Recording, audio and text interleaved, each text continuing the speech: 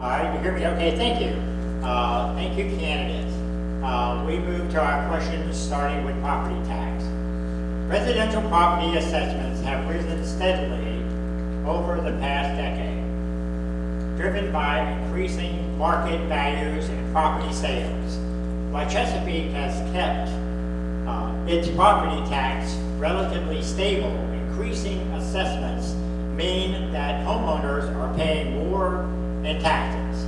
For example, from 2021 to 2022, assessments saw a significant increase, with many properties rising in value from 10 to 15%. Even if the tax rate remains the same, a 10% increase in assessment leads to 10% rise in property tax bills. For many residents, especially those on fixed incomes, are in economically vulnerable positions. These increases are difficult to manage.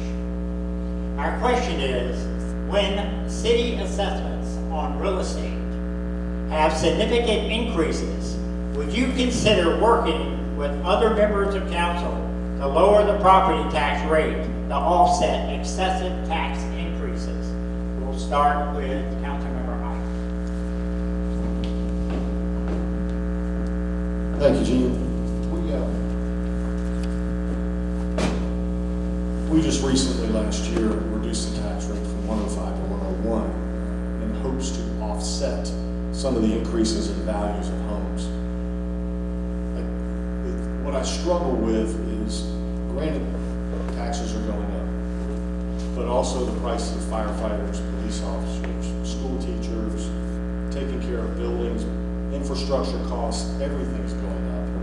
And if you continue to keep the tax rate so low that the money stays the same, the revenue stays the same, you can't keep up with the rising cost of everything else. So that means you have to cut services.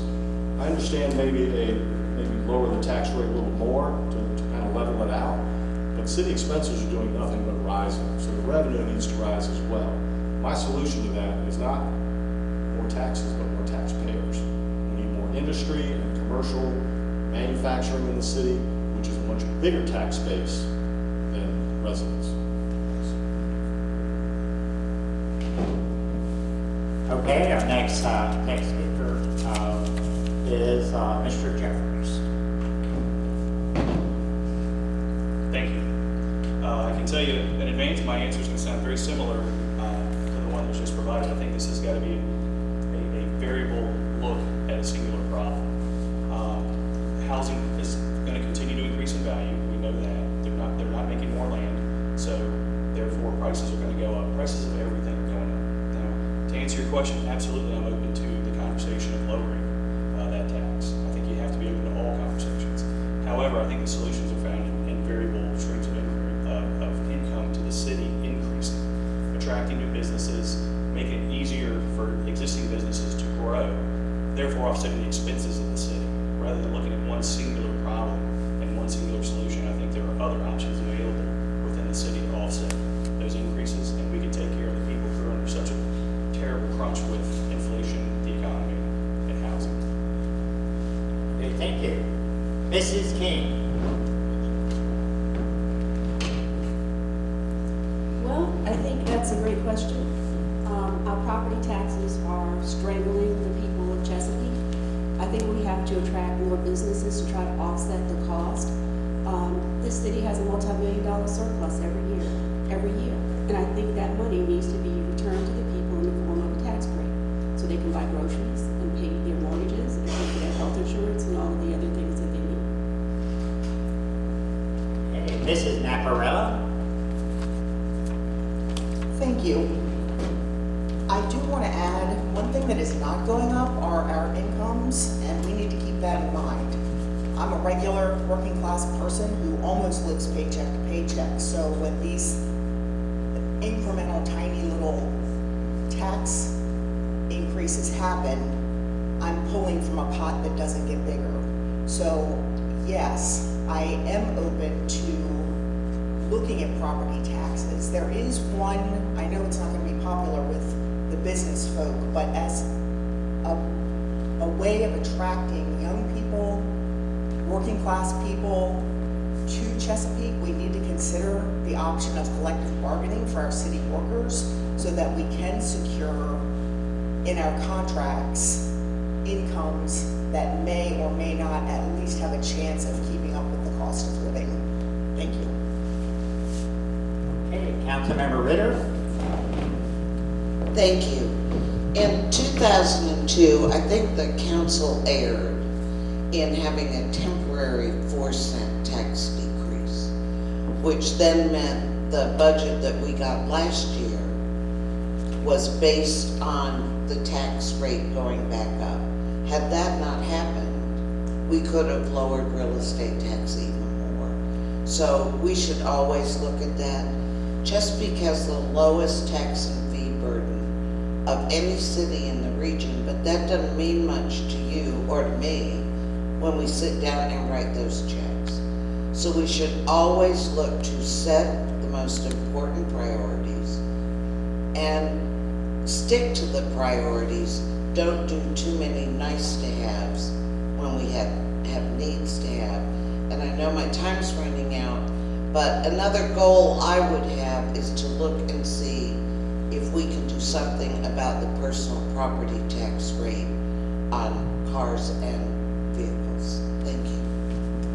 Mr. Staples? Thank you. Yes, I would agree to cutting the rates some to help people like me stay in my home. That would be great. So the reason for all of this increase in taxes and appraisals and everything is because simply we're overdeveloping the city way too fast. We need to calm that down, and overdevelopment causes increases in needs for city services. I had a paramedic tell me that they are just running crazy with overtime because of all the new rest homes that have been built in our city, and they are having terrible overworking situations. So that means we have to hire all kinds of new people to run these services to handle the development. And yes, I will try to help with taxes. Thank you.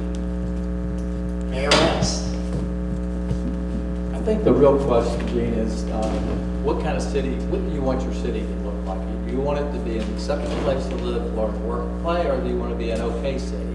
And I think people have said it already, that there are other ways, and there are certainly other ways of creating revenues to keep the tax burden low. And as Ms. Ritter said, we're already one of the lowest, and certainly open for trying to keep it even lower. But as we continue to work with our economic development, bring businesses, we can bring revenues in different ways. But yes, I think there's always has to be a balance between what you're collecting and what you're paying.